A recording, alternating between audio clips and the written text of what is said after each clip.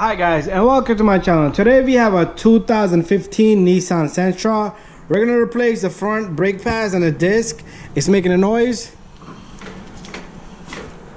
It's hard to hear that now, but it's making a noise because the brake wear indicator is essentially touching. So what we're gonna do is we're gonna remove this 14 and then we're gonna slide this caliper off. Do not take this one off. We can lift it up and slide the caliper out of there. And then we're gonna remove this 17 and 17 millimeter over here, and the bracket should come off. We'll tap the disc with the hammer and everything should come out. We're gonna need grease, hammer, number 17 millimeter with the impact gun and a wire brush, 14 with the 3/8 driver ratchet, 14 millimeters that one. But let's take a look at the brake pads that we have over here. This customer brought me the brake pads. This is the brand he got. And there's a part number there. No hardware kit, so we're gonna clean up his old hardware kit. Here's the disc, and there's the part number on the disc. And he bought it off Amazon, and I do not have a link for it. I'm sorry. Let's clean this disc up while we're here. So all you need is a brake cleaner, parts cleaner. Spray this down really good. Clean the disc. If you want to do another layer for spray, you can do it, but this is perfectly good. So let's work on the vehicle. What we're gonna do is we're gonna turn this wheel. So leave the key in the ignition. Okay, if you leave the key in the ignition, what you should be able to do is turn this little guy. So what the first thing we're gonna do is, once you turn this, it's gonna be, look, everything's gonna be more easier for you to work on. So let's take off this 14 right here. All right, so, and don't forget, you also need a C-clamp or a compress tool to compress the piston back. So once you have this 14 off, you're gonna turn it counterclockwise. If you're looking right at it, so you turn it that way, and this comes off. Let's put this away. And what we're gonna do is we're gonna lift up this caliper. This boot comes right off. While you have the boot off, see if it has greasing. This has a really good amount of greasing on it, so we're not even gonna touch the greasing. But if you need to grease, you can use this particular grease right here, or you can use silicone grease. This is the one I like to use a lot on those sliding pins, and the part number is 104019. There's another number down below. You can take a look at that. It's like a clear grease. This works much better. But we're not gonna touch the grease on these pins because it looks pretty good. This little guy comes off. Remember, the customer the pads did not come with the hardware kit. Do not lose this little guy. All right, and brake pads come right off. And another brake pad comes right off. This one is pretty much done, and there's the sensor that was making the noise like that. But let's put this over here. What we're gonna do right now is we're gonna compress this piston while we're here, okay? Let's put the old brake pad right there. Take a C-clamp and squeeze it just like that, or use a compress tool such as this, and you simply push this in, okay? Make sure before you start the car, when everything is done, you pump the brake pedal 4 or 5 times. It's gonna be soft, and then it will get hard due to the fact you have compressed this piston. It needs to retract back a little bit. Otherwise, your car is not gonna stop. You're gonna get into an accident. All right, while we're here, let's inspect greasing on this little guy. Perfect. All right, we're not gonna touch that. Let's go further.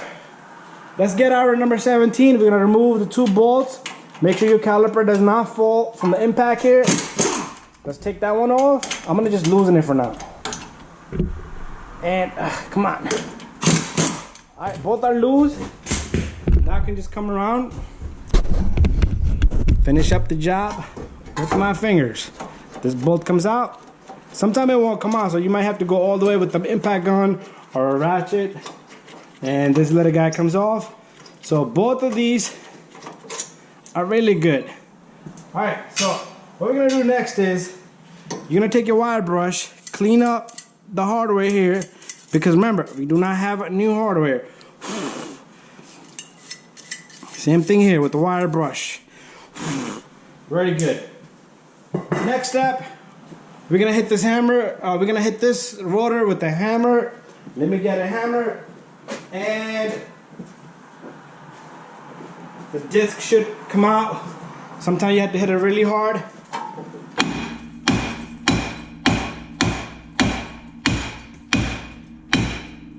There you go. If you hit it from the back end, it's more easier, but the camera is bothering me, so you hit it here. Try not to hit the spindle, you will break it. And then it's a disaster. So this comes off.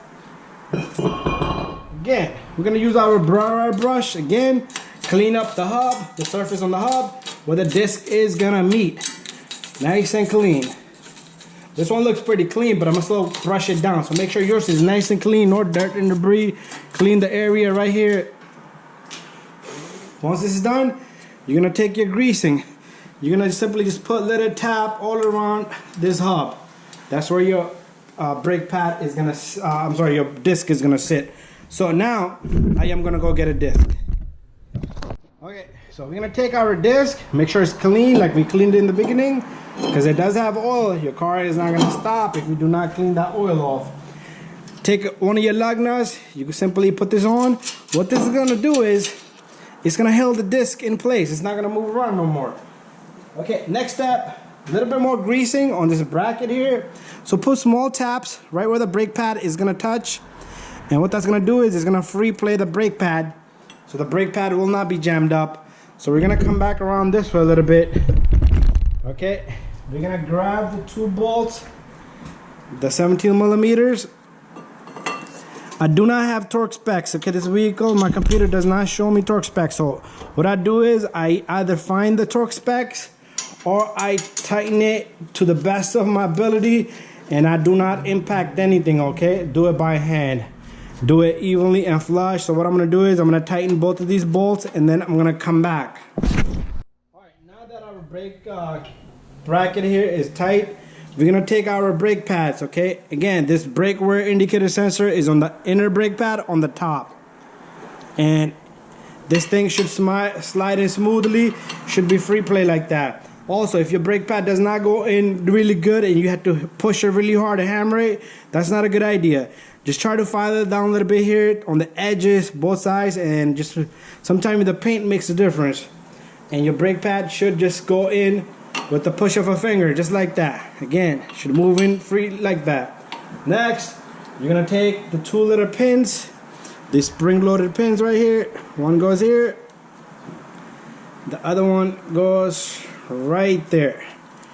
Perfect. Sometimes you have to hold this because springs be really strong, and they will push out. And now, make sure your line is not twisted, curled up, nice and straight.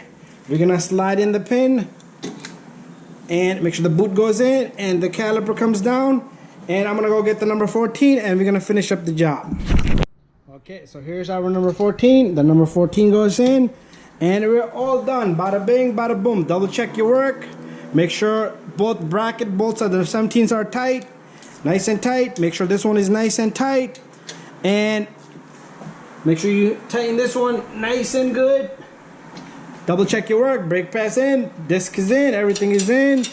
And after that, you take your tire, put the tire on, tighten it. Make sure you pump the brake pedal. Very important. Pump the brake pedal before you start the vehicle. Thank you for watching, and don't forget to subscribe, share, and like. See you in the next one.